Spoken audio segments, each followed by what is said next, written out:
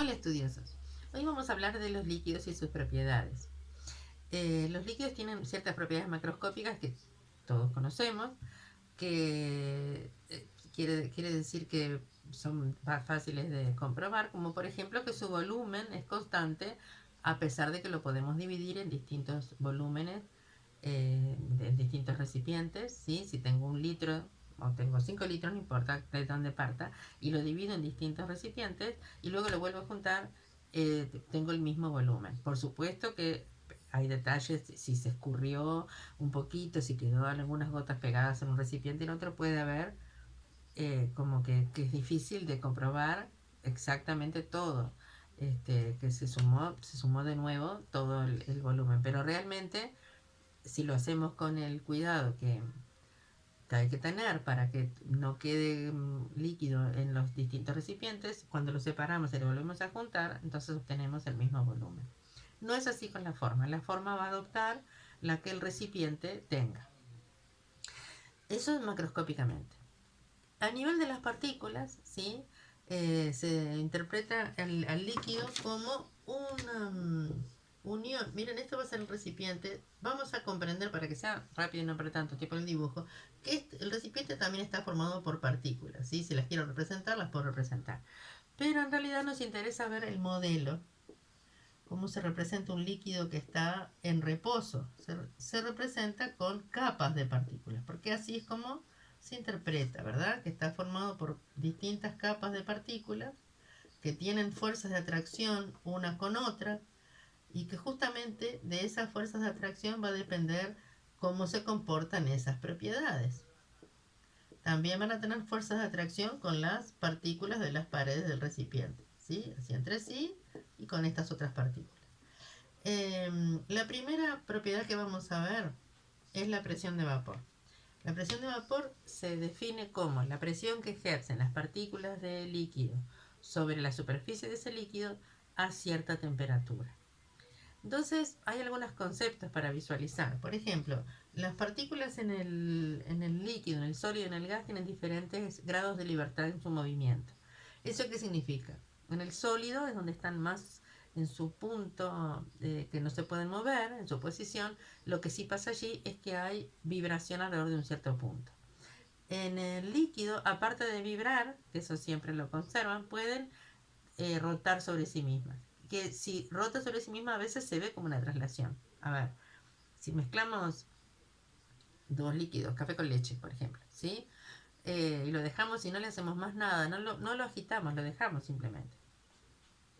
Al rato empieza a pasar, primero hay una zona como de interfase, como que se ven los dos colorcitos y seguramente se va a homogeneizar, se va a llegar a un color intermedio entre los dos colores de los líquidos que pusimos. ¿Y eso por qué fue? Bueno, porque sucesivas rotaciones terminan siendo una traslación. O sea, no es que se traslada como eso pasa, por ejemplo, en las moléculas de gas, las partículas de gas, lo que pueden vibrar también siempre, ¿sí? Pueden rotar sobre sí mismas y además se pueden trasladar libremente. En el líquido la traslación ocurre con la rotación sumada, digamos. Entonces vamos a seguir con lo de la presión de vapor. Las partículas que están en la superficie van a ser algunas que en esa vibración y rotación escapen de la superficie y se vayan quedando, ¿sí? Por allí. Pero no queda estático esto. De hecho, si esto está abierto, va a salir y otra va a venir a su lugar. Y si está cerrado, va a pasar, capaz que acá hay moléculas de aire también, podrían estar allí, va a pasar que capaz que chocan y vuelven. Pero en ese caso sale otra, las voy a pintar, ¿sí? Como para tener idea de que a veces lo que les pasa a las partículas es que escapan y luego también vuelven a ser atraídas por el líquido, pero lo que quiero decir es que la cantidad de partículas totales a cierta temperatura que estén en la superficie, las partículas de este mismo líquido, es constante para esa temperatura. Es decir, y esa es la presión de vapor a una temperatura dada. ¿Por qué lo de la temperatura? Si las partículas se están moviendo, perdón, si medimos la temperatura de un cierto objeto, puede ser líquido, sólido, gaseoso, pero siempre está relacionada esa propiedad macroscópica de la temperatura con la velocidad de las partículas. La velocidad de cada una de las partículas, bueno, en realidad es una velocidad media. ¿Por qué? Porque para distintas partículas hay un estado diferente. En el promedio, la temperatura mide o se relaciona directamente con la velocidad de esas partículas. Si están vibrando con la velocidad vibracional, si están rotando con esa velocidad también, la de rotación, y si están trasladándose, o sea, la temperatura tiene que ver con los tres movimientos.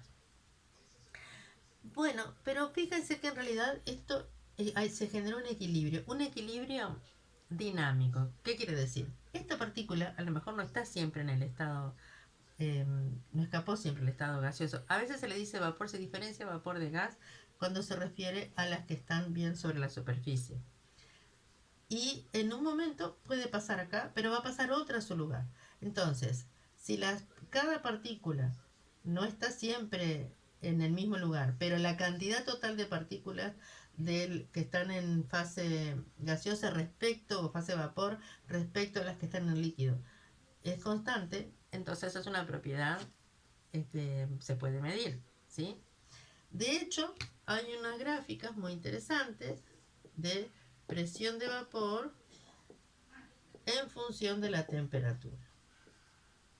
Se ha encontrado que no es directamente proporcional y que va a depender de cada líquido. No todos los líquidos se comportan igual, pero sí se ha encontrado que a mayor temperatura, en general, los líquidos tienen una presión de vapor creciente. ¿Sí? Entonces, cuanto mayor es la presión de vapor, quiere decir que escapan más fácilmente.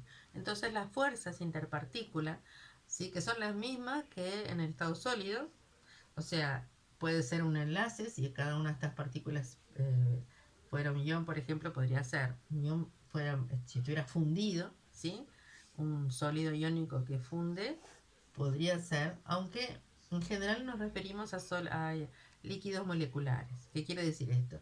Que la fuerza no va a estar tanto dentro, sino que nos vamos a referir a la fuerza que tiene que ver con la atracción o la repulsión de una partícula con otra.